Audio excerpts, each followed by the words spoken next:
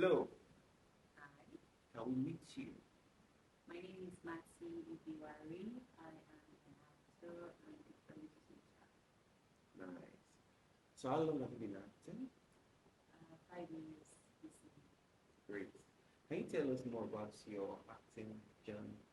Oh my God. I started acting in 2019, fresh out of film school. In fact, some of my earliest projects were in production company in my film school where I acted.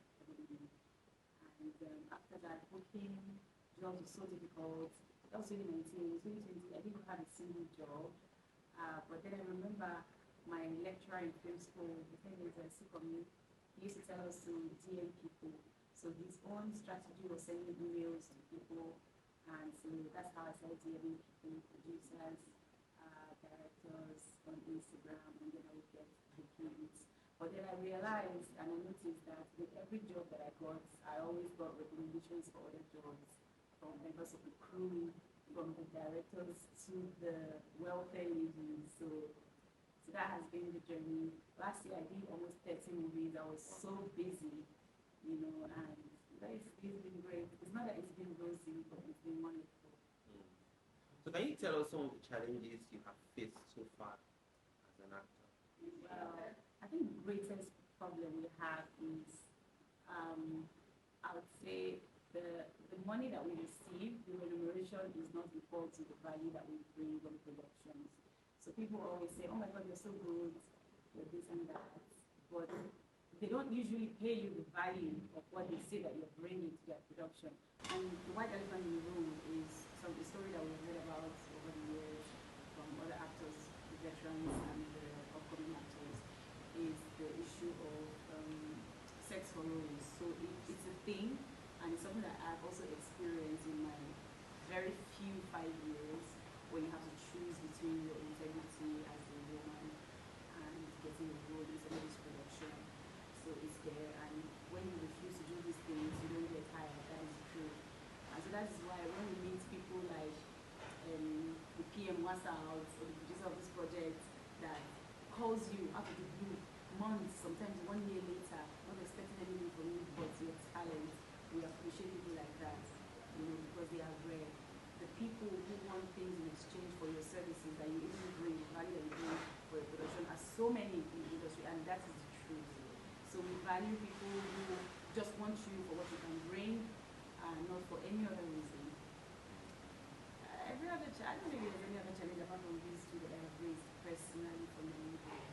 Great. So from your own opinion, what do you think can be done to tackle the issue of sexual harassment or sex for roles?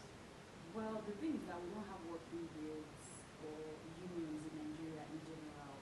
Some of them are there, but they don't really work in the interest of the people that we're supposed to be protecting. So if we were to have like a fix, like a change in our society that makes people in positions of authority accountable to the people that they claim to represent, it will go a long way. If our guilds were working, if they really didn't expect people to pay money to be able to make complaints to those guilds, I believe that people will be more empowered to come forward with some of these claims. And that's just one. Then so much needs to be done in that regard. I don't have all the answers, to be honest. This is the one thing that I can suggest moving forward. Fantastic. So let's talk about Lekki Fake Life. What was your take when you saw the script? Oh my God, that is the most interesting thing. Okay, so when the producer texted me and sent me the script, it was 20 episodes long. It took me like about 2 hours to finish reading it. Once I started reading it, I could not put it down. And I told him, some of the scenes that I read brought me to tears from laughing. It was incredibly done, and he's also the writer and producer. I live in VI, but I go out to Lekki all the time. I film in Lekki all the time. I have most of my friends live in Lekki, not even VI. So I know when people say Lekki lifestyle.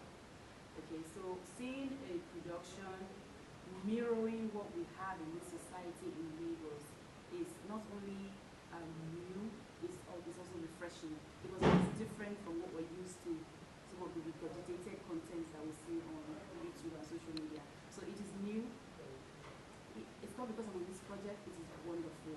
And I can't wait for everybody else to see it. Great. So tell us about how you embodied your character and how you were able to interpret your role.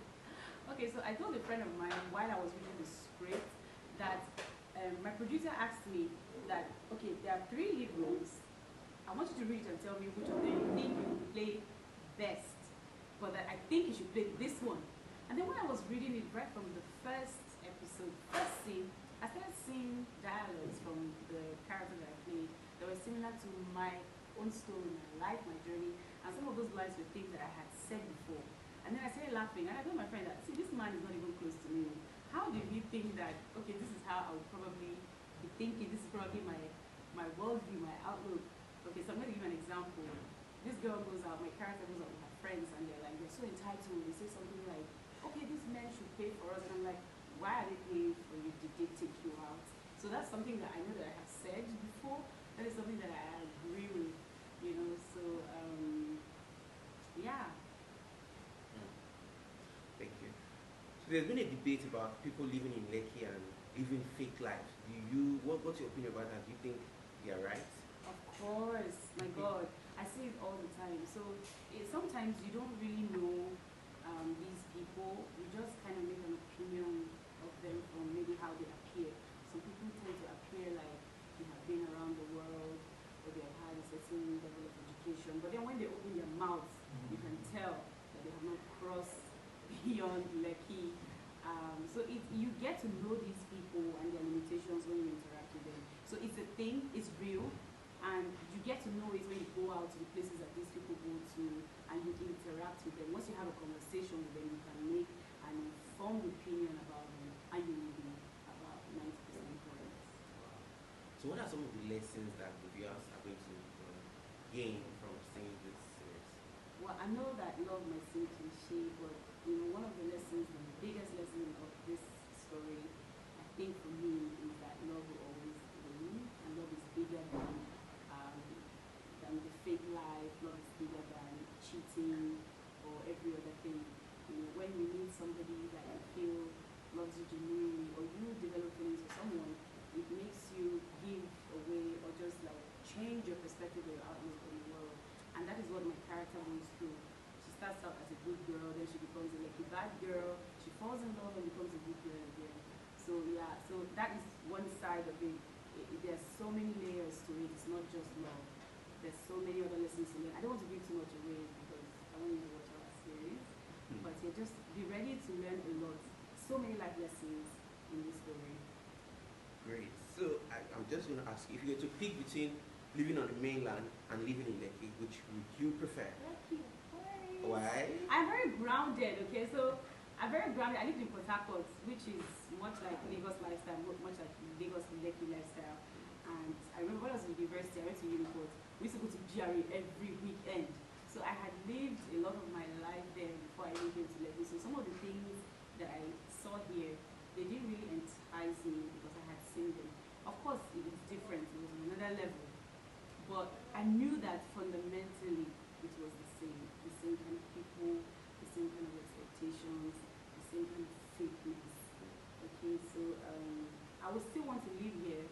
Because the truth is, beyond all of those fakeness, there are still original, authentic people. There are still people who even want to hide who they truly are. These people are so great, they have so much to offer, but they can't express some of these things. And they are in Lekki because that is where the opportunities are, so to speak, in Lagos. Not that there aren't opportunities in other places in Lagos, don't get me wrong.